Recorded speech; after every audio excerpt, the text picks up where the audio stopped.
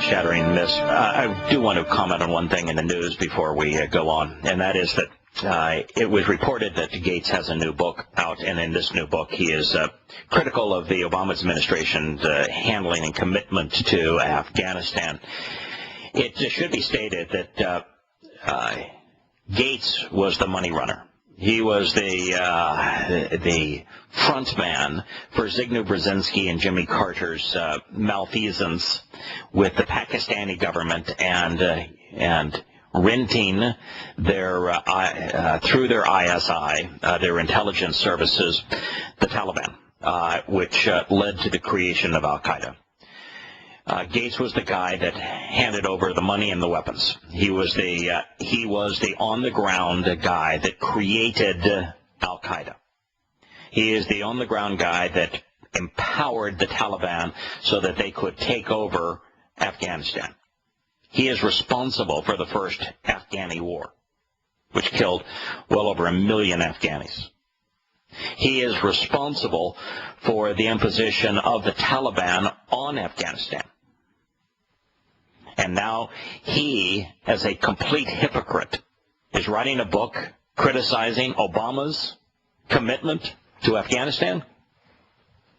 And most amazing of all is SRN, Salem Radio News, presents this as a credible story because, of course, the right-wing Christian wackos at Salem are right-wing Tea Partyists, and they view that any assault on a Democratic politician is news and newsworthy. And I'm sorry, that one is not. Obama is bad for a lot of reasons, but the fact that his policies differ from Gates isn't one of them. If you're going to report the news, you should at least understand the basis of your stories. Now that I have that off my chest, a little righteous indignation there, I'd like to turn back to the Torah. I want to turn back to the passage we were considering yesterday and the day before, because I would like to move on to the conclusion of that passage, which is as important as the statement itself. All right, so let's set the scene. And I know I'm being repetitive here, and I'm admittedly being repetitive here, because what we are witnessing here is as important as anything you will ever hear. Nothing relative to your eternal existence, understanding why the universe exists, why life exists, who God is, what He is offering, how you come to form a relationship with Him, is as important as these words from Him and His Torah guidance. So yeah, we're spending a lot of time on this, but it's essential that we come to appreciate what God is saying. And He took him, this is Yahowah, took him with Him to a place that is set apart. And He said, please, I encourage you, look at and observe the spiritual realm, the heavens, and accurately relate to the stars and to the heavenly spiritual power, if you're able to comprehend and understand, to recount and reveal the relationship in writing. And He promised him, in this manner, here and now, and then, this exists as your offspring. You had in context Abraham in the mundane, unable to understand why Yahowah was offering an inheritance to a man that didn't even have a kid. What good is an inheritance to a man who is nearly 100 years old, who doesn't have anyone to pass it on to? And so, in the mundane, which is where most people live, this didn't make any sense to Abraham. And so God took him beyond the mundane. He took him beyond the physical world to explain what He was really offering. What did He do? He had already taken him to the promised land. He was in Yisrael. This time he took him to a place which is set apart. He took him to the heavens so that he could observe the spiritual realm, the heavens, the light of stars. He took him to where he is offering to take us. That's where he took him. He raised and elevated his perspective so that he would understand what was really being offered. God's not saying that, hey, if you embrace the terms and conditions of my covenant, that I'm going to make you really rich on earth, that I'm going to make you really handsome, that I'm going to make you really popular, that if you accept my covenant, boy, you're going to score the most touchdowns, that you're going to ace the test, that you're going to win the lottery, that you're going to have the prettiest kids, that you're never going to get sick. That's not what he said. He raised Abraham's sights so that Abraham understood what he was really offering. That this life exists as our opportunity to come to know who Yahowah is, to understand what he is offering us, so that we can choose to respond and engage in eternity with him in this very place that he took Abraham. That's what it's all about. And this discussion with Abraham was being presented to him for our benefit, so that this discussion could be recorded in writing, so that we would be in a position to understand and comprehend this written account of where God took Abraham. And he said, so, in this manner, this exists as your offspring. Heaven, the spiritual realm, light. That's the inheritance that we are being offered. Now, with that context, this is how the next statement reads. This is the transition between Bereshith in the beginning, Genesis 15:5 and 15:6. And this is Abraham, completely trusted and totally relied upon Amen Ba, Yahowah. And so based upon this thinking and his plan, he credited and accounting this to him as righteousness and innocence, as being vindicated. Folks, friends, brothers, sisters, those who are listening, those who never had the opportunity to meet, there's no more important words than those. They're not mine. Not my opinion. This is God's, the very individual who created the universe, who conceived life, who authored his Torah guidance. This is what he had to say. He's saying that when you come to witness, when you observe what God is actually offering, when you come to see where he wants to take us, and you understand it, and you can relate to it, it is then that you're put in a position where you can trust and rely upon the author of these things, Yahowah. He's putting the horse before the cart. You see, if you are religious, you're going to believe before you know. You're going to have faith before you understand. And once you have belief and faith, there's no reason to know. There's no reason to understand. In fact, coming to know and coming to understand destroy belief in religion, belief in faith. In this case, through observation, an observation of the place where Yahowah is taking us, through his word, through his written account, his kafar, Abraham came to understand. And as he came to understand, for the first time, he was in a place where he could trust and rely. You cannot trust someone you do not know. You cannot rely on something you do not understand.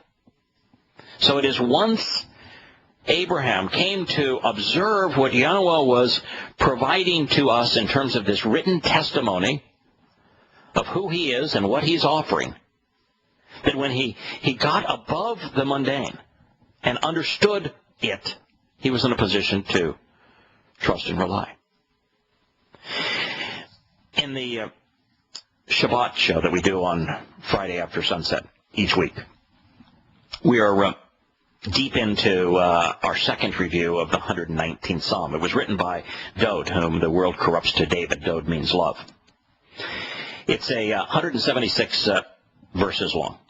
It is 8 verses to each of the 22 letters in the Hebrew alphabet, presented in the order of those letters alphabetically, topically arranged based upon the meaning of each of the letters of the Hebrew alphabet. In fact, it's exactly what Yahushua was referring to when he said that even the smallest letter and the strokes that comprise the letters in Hebrew shall not be annulled, shall not be disregarded until he returns. He's speaking specifically of the Torah, and if you want to understand the Torah, you need to understand it from the very letters that comprise the words which comprise the Torah. The 119th Psalm, the longest psalm in the whole of the collection, is devoted entirely to how to observe, understand, and respond to the Torah.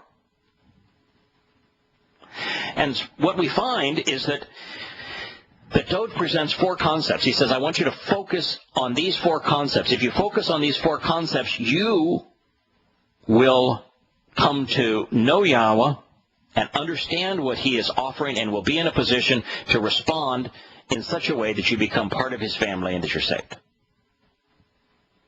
Not once in 176 verses does Dode say that you need to obey what God has said. Not once in 176 statements does he say that this is a rule that God has established. Not once does he refer to a law. Not once does he tell you that this is something you must do.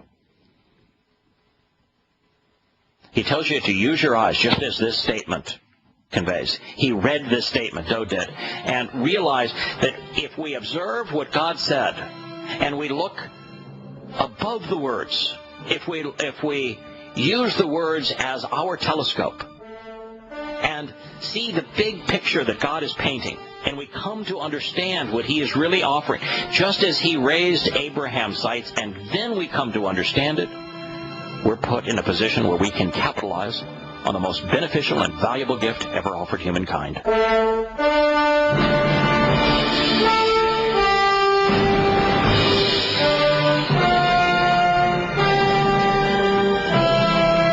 Welcome back to Shattering Myths. I had shared with you that there were 4 things that Dode, who we know today as David, focused on relative to the Torah, and told us that if we focus on these 4 things, we will come to understand who God is and what he's offering. Those 4 things are the mitzvah, which are the terms and conditions of the covenant. Yahowah tells us the same thing. In fact, he tells us in the midst of the second of the 3 instructions that he wrote on the first of those 2 tablets, that his mercy is afforded to thousands, those thousands who observe the terms and conditions of his covenant. So mitzvah, the terms and conditions of the covenant, one of the things that Dode constantly encourages us to focus on as we observe the Torah. The second is the misfot. The misfot are the means that Yahowah has provided to reconcile our disputes, to make us look perfect. The misfot are comprised of the 7 Moed Mikre, where we walk to God and become perfect. The doorway begins with Passover. It ends with Sukkah, with camping out with God. So he tells us, pay attention to the terms and conditions of the covenant. He tells us to pay attention to focus on, to consider, to carefully examine the means that Yah has used to vindicate us. That statement is here in this particular verse where you read tzedakah. Tzedakah is vindication. It means to proclaim innocent, to view as righteous. And Dode, the author of that psalm, was viewed as righteous by God, as innocent by God. The third is the choke. The choke are inscribed instructions that cut us into the relationship. It's all about the same concept of Yahowah telling us that he karat bereth, that he cut the covenant. The covenant is about cutting. It's about separating us from human institutions and man's schemes, the very government and religious and political and law enforcement and the kinds of schemes that we denounced in the first hour of this program, so that we can be separated unto him. So he's telling us, I want you to pay attention to the choke, that which Yahowah has kafar, put in writing, inscribed, that cut us into this relationship. And the last is pakudim, which are prescriptions that enable us to respond properly to God's teaching. Now, when you view the Torah as Dode is telling us, this is the way that you go about observing it, never mentioning a single rule that has to be obeyed, never once. When you go beyond the mundane, as Abraham just did in this prior statement, that's when you're enlightened. That's when you come to understand. You know, when God speaks of things that are good and not good for you to eat, when he says, swine's not good. Well, if you look at the way that you look at the diet of pigs, and you look at the way that the pig's metabolism works, and that processes what they eat, which is often garbage, you come to learn why swine, for a better part of human history, was a deadly food source. And if you look at him saying, if you eat anything you want to from the sea, but I'm going to tell you that that which doesn't have gills that comes from the sea isn't good for you. Well, look at the old sea roach, lobster. It's a filter fish. It consumes garbage. So do clams. So do mussels. So do shrimp. The very things that God said, you ought to eat this. This other stuff's not good for you. Well, it's true from a mundane point of view. What he was saying was accurate, but none of the mundane matters according to Dode. It's not the mundane. That's what this verse is trying to tell you. Is if you look beyond the mundane, beyond that, if you eat swine, it's unhealthy, still is today. But what he's saying is, if you ingest that which is not good for you, it's going to have a negative influence on you. If you're willing to ingest religious lies, political lies, patriotic lies, if you ingest that stuff, if you consume that stuff, it's going to make you sick, and you're going to die. It's not good for you. That's what he's telling you. Every story, then, in the Torah becomes an opportunity to learn. There's a bunch of stuff in the Torah that we can't do. I can't do anything that's been ascribed to the Lowy. I'm not a descendant of the Levites, the Lowy. I can't do anything associated with the Ark of the Covenant. Because while I know where it is, I have no access to it. I can't do anything related to the temple or tabernacle because neither currently exist. But you know something? I can learn something from every single story that Yahowah tells us about those places. So no matter what God is telling us, there's always the opportunity to learn, even when there isn't the opportunity to do. That's the lesson here, and it's an essential one.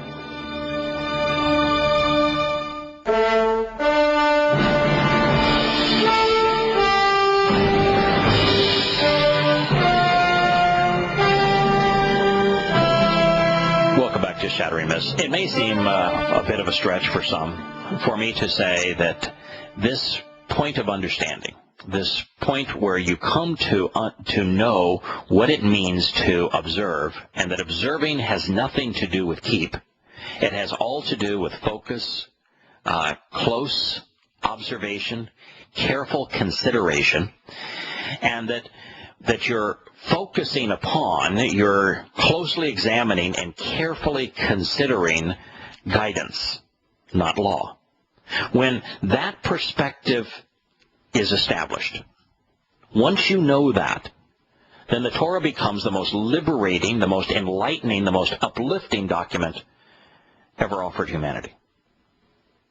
The moment you look at the Torah as Christianity would paint it, as Judaism would paint it, as a bunch of laws to be obeyed that are antiquated and that just are out of sync with modern times, then it is useless to you. It has no value to you whatsoever. This was the transition in Abraham. That is why this passage that we're considering is so important. He got beyond the mundane, and his eyes were opened, his perspective was lifted, and he came to understand. That's why the 119th Psalm, in its 176 verses devoted to how to properly observe so that you understand and therefore can respond to the Torah, is so essential. Now, if you're listening to this program and say, wow, you keep on mentioning this 119th Psalm, where can I read it?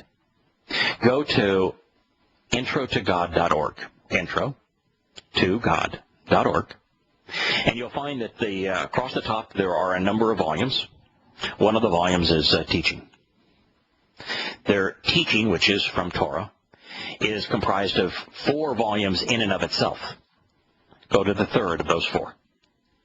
And the entirety of that volume is devoted to presenting the 119th Psalm.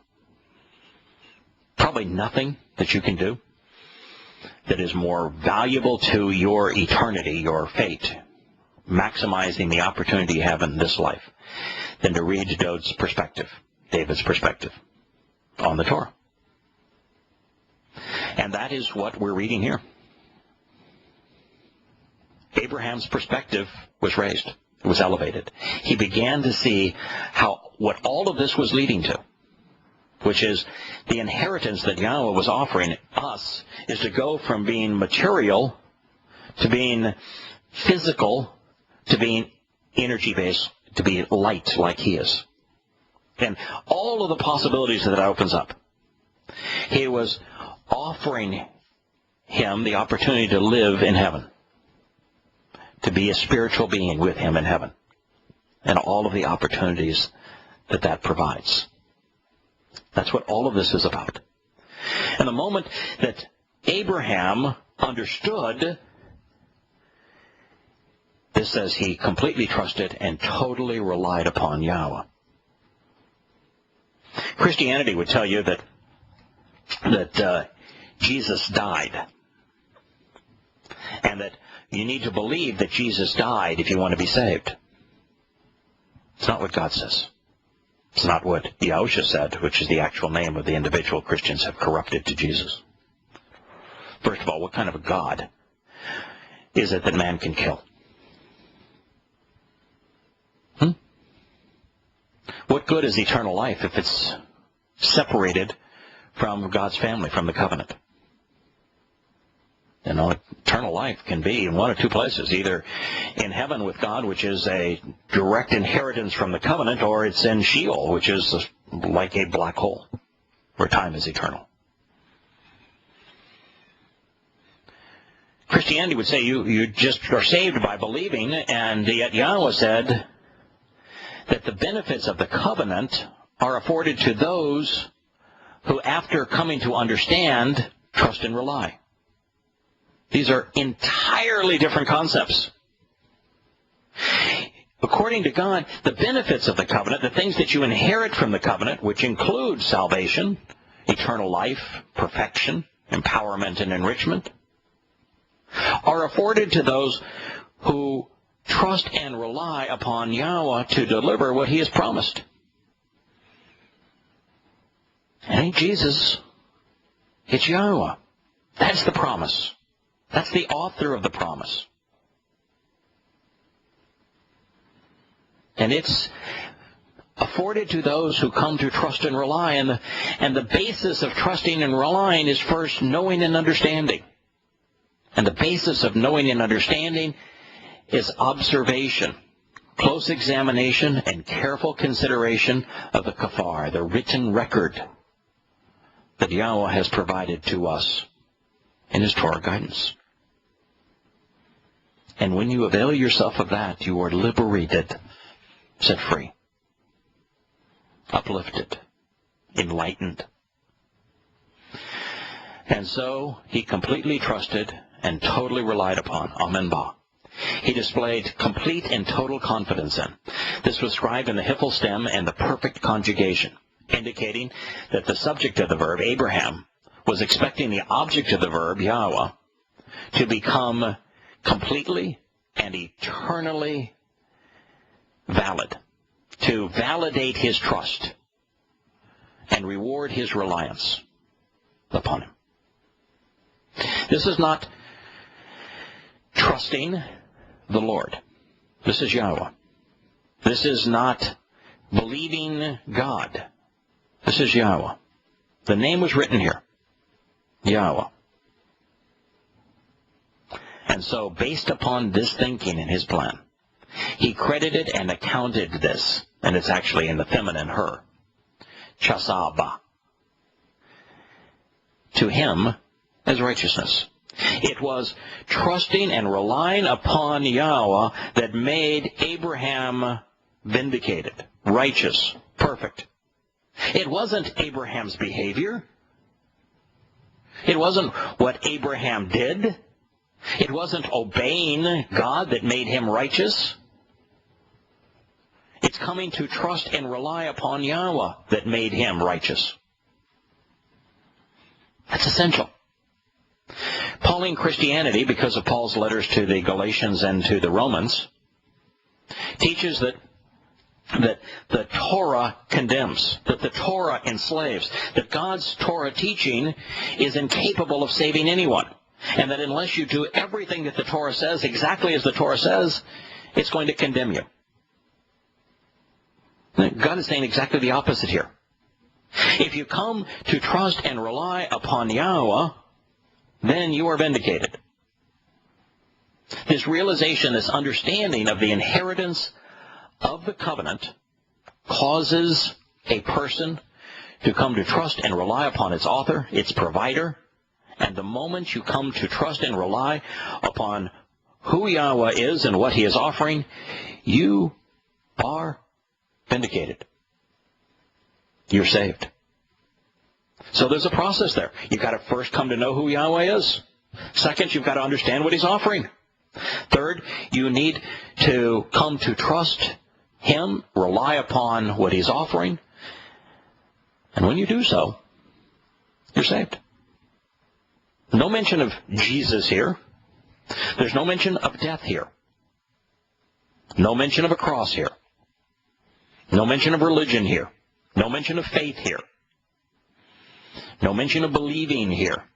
No mention of doing anything here. The means to salvation is coming to observe and to carefully consider what Yahowah is offering us so that you understand it and then trust and rely upon him and this covenant that he is offering. When you do so, God will save you. Not before. So it's Yah's testimony that vindicates, not condemns. It's God's testimony which makes us righteous. That's the power of this statement. There is nothing more important than recognizing this. Once you know this, the rest of the pieces fall into place.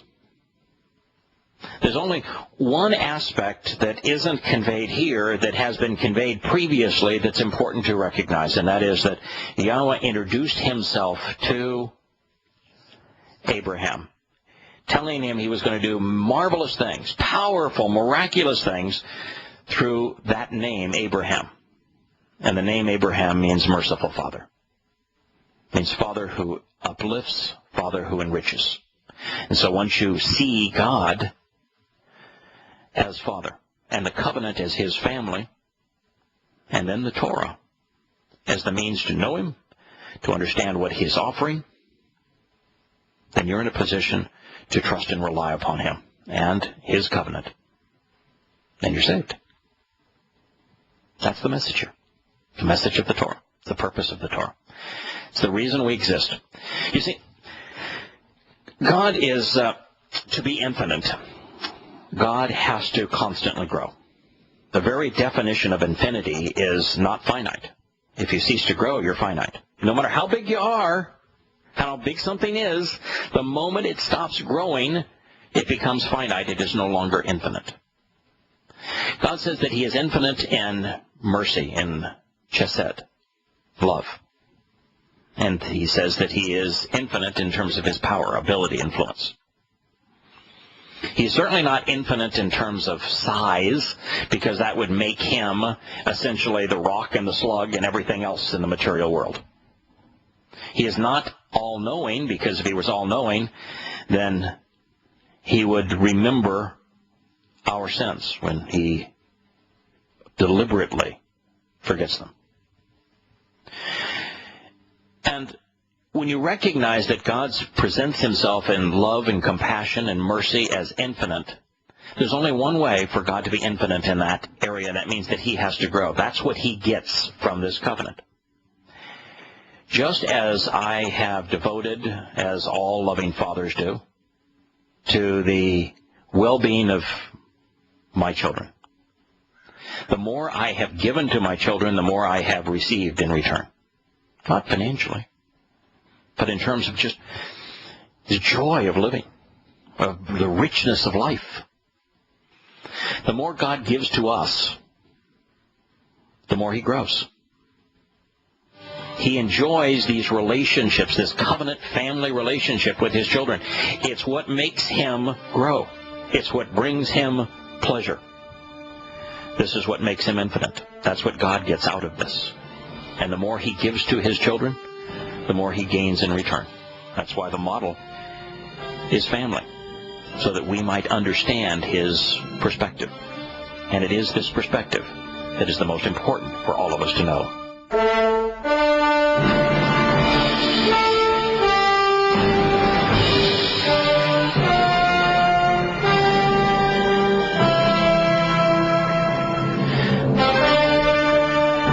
One of the most important words, particularly in combination of one another, is kasab, which is valued, imputed, regarded, reckoned, and in conjunction with sadak. Now this says, and he, speaking of Abraham, completely trusted and totally relied upon Yahowah. And so, based upon this thinking, he, Yahowah, credited and accounted this chesab to him as righteousness and innocence, tzedakah. The fact is that Abraham wasn't perfect. You know, just a few seconds ago, Abraham had said, God, I don't get it. I don't understand what you're offering me. How could you offer an inheritance to a guy that doesn't even have a kid? And now God is saying, I'm viewing you as innocent, righteous, perfect. Did Abraham change? No. Was Abraham perfect? No. Did God reckon and credit and account Abraham perfect? Absolutely. That's what he said. This was scribed, by the way, in the imperfect law consecutive. The imperfect says that this was an ongoing condition, that this was forevermore, without limit.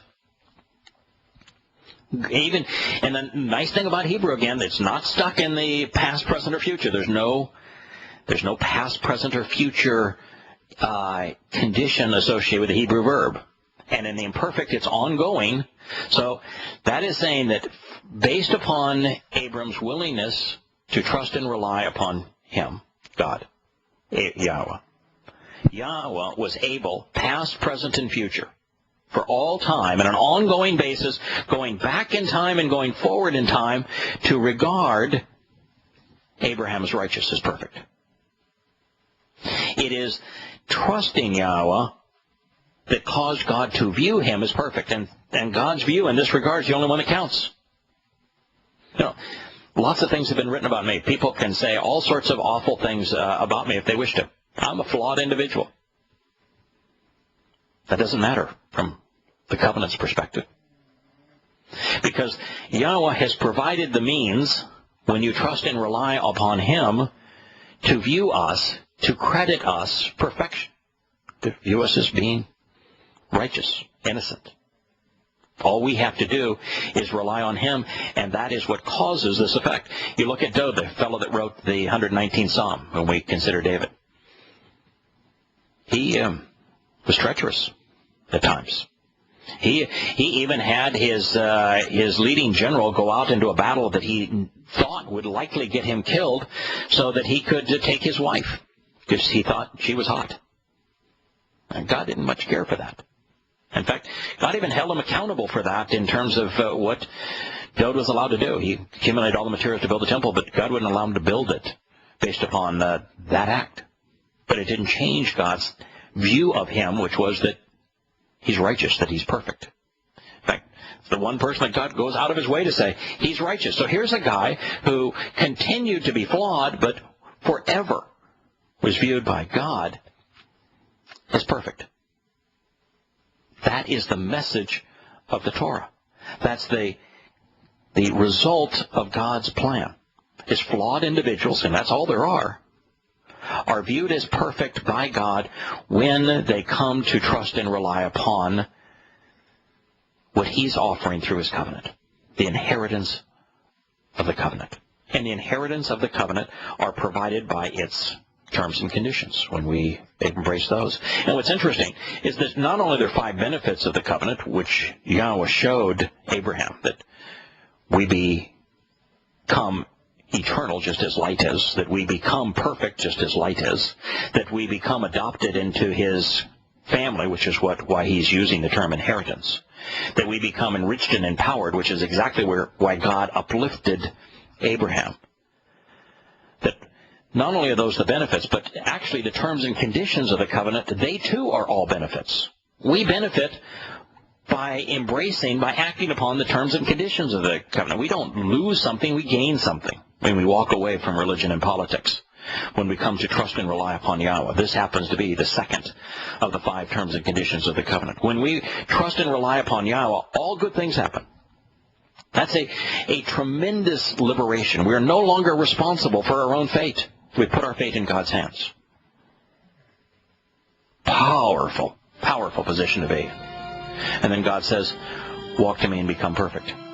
The next condition of the covenant is explained here. It is by trusting and relying upon what Yahowah is offering, what he has done for us, that causes us to appear perfect in his eyes. Very few things have ever been said that are as more valuable or dependable as what we have just considered. May Yah bless be with you again tomorrow.